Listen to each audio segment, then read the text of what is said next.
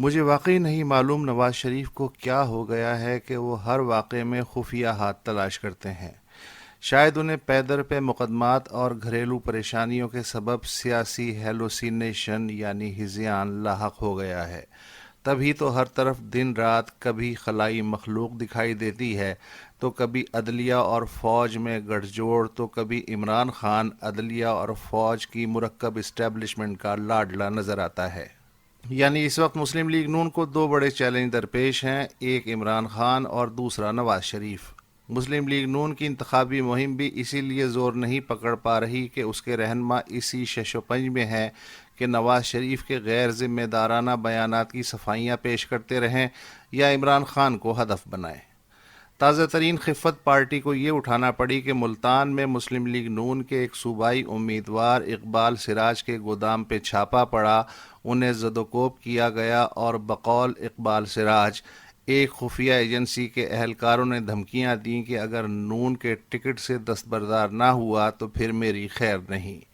اس پہ نواز شریف نے لندن میں بیٹھے بیٹھے بیان داغ دیا کہ ایجنسیاں ہمارے امیدواروں کو ہراساں کر رہی ہیں اور وفاداریاں تبدیل کروا رہی ہیں۔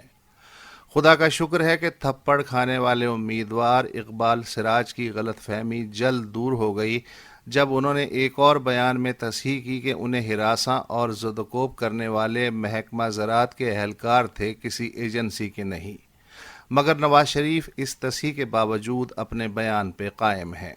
جب گزشتہ برس نواز شریف کو وزارت عظمیٰ سے فارغ کیا گیا تو اس وقت انہیں صبح و شام خلائی مخلوق دکھائی دینے کا عارضہ لاحق نہیں ہوا تھا، اگر شکایت تھی تو عدلیہ اور نیب سے۔ مگر جب فیض آباد دھرنے نے سول حکومت کی کمزوری کا پول کھولا اور اسے ختم کرانے کے لیے عسکری فراست سے کام لینا پڑ گیا، اور اس کے بعد نواز شریف نے جب بلوچستان میں مسلم لیگ نون کی مخلوط ثناء اللہ زہری حکومت ٹوٹنے، قدوس بلوچ کے وزیر اعلیٰ بننے اور پھر سینٹ کے انتخابات میں صادق سنجرانی کے چیئرمین بننے کا منظر دیکھا تو انہیں ہر جانب آسیب ٹپائی دینے لگے۔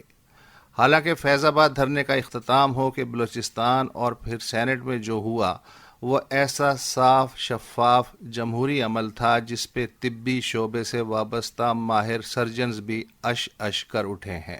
اس کے بعد تو میاں صاحب کو رسی بھی سانپ نظر آنے لگی۔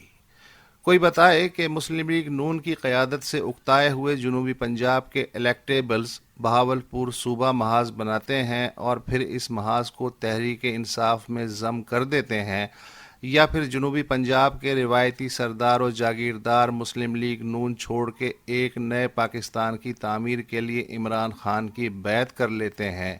یا پھر شریف خاندان کی بے وفائیوں سے تنگ چودھری نثار علی خان اپنا سیاسی راستہ الگ کر لیتے ہیں اور بطور آزاد امیدوار انہیں جیپ کا انتخابی نشان الاٹ ہو جاتا ہے، اور یہی انتخابی نشان اتفاق سے ڈیرہ غازی خان، راجن پور اور مظفر گڑھ سے مسلم لیگ نون کا ٹکٹ ایک ہی دن واپس کر کے آزاد حیثیت میں انتخاب لڑنے والے 8 امیدواروں کو بھی الاٹ ہو جاتا ہے۔ تو اس میں ایجنسیاں کہاں سے آ گئیں؟ انتخابی نشانات تو الیکشن کمیشن الاٹ کرتا ہے۔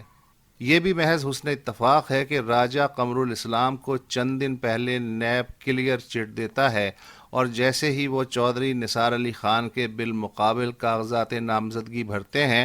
انہیں نیب بدعنوانی کے الزام میں حراست میں لے لیتا ہے۔ نیب کے معاملات میں ایجنسیاں کہاں سے آ گئیں؟ میاں صاحب ہوش کے ناخن لیجئے، جتنے بھی امیدوار وفاداریاں تبدیل کر رہے ہیں یا دھڑا دھڑ تحریک انصاف میں شامل ہو رہے ہیں یا پھر بطور آزاد امیدوار ایک ہی انتخابی نشان حاصل کر رہے ہیں،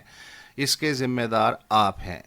نہ آپ کرکٹ کے میدان میں ہاکی کھیلنے کا تجربہ کرتے، نہ یہ سب ہوتا۔